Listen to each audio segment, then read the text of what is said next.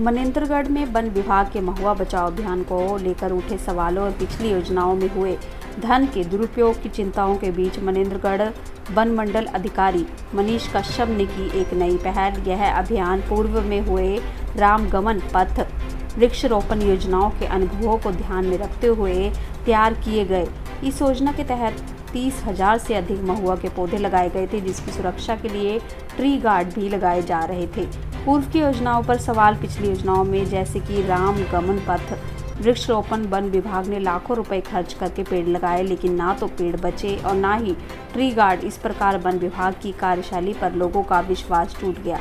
ऐसे में जब नई योजनाओं की बात होती है तो लोग इस बात पर चिंतित है कहीं यह भी धन के बदर बांट का एक तरीका ना बन जाए।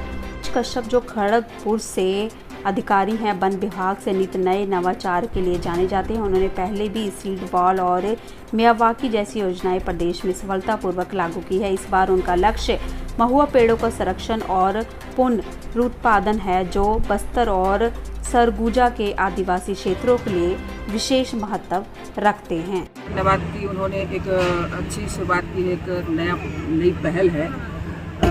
सभी क्षेत्रवासियों से मैंने अपील किया है कि जलवायु परिवर्तन को बचाने के लिए और इसके साथ साथ जंगल पर अधिकतर लोगों का जनजीवन आधारित है, इसलिए महुआ केवल महुआ पेड़ ही नहीं बल्कि सभी प्रकार के पेड़ पौधों को बचाना है।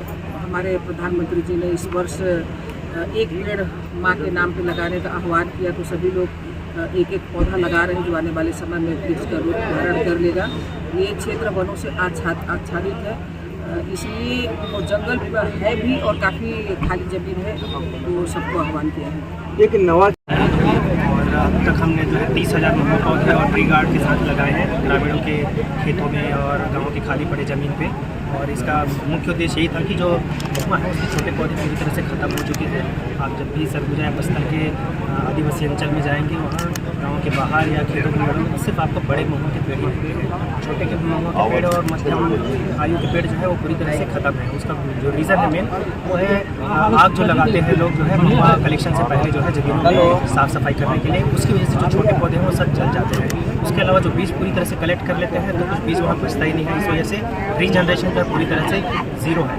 और अगर ऐसा रहा तो फिर कुछ सालों में जो बड़े हमारे महुआ के पेड़ हैं ये सब बूढ़े हो जाएंगे और फिर ये फल फूल देना बंद कर देंगे।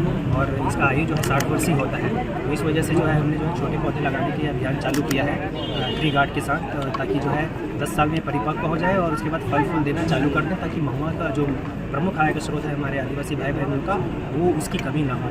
एक रोजगार का भी काम करेगा महुआ पे? जी, रोजगार पे बिल्कुल काम करता है ये। और लगभग 200 करोड़ का तो महुआ हमारे भाई बहन आदिवासी भाई बहन तो बेचते ही हैं कलेक्ट करके। और इसका जो मेडिसिनल यूज़ है, बहुत ज़्यादा मेडिसिनल यूज़ है, उससे तो हज़ारों करोड़ का बिजनेस हो जाता है।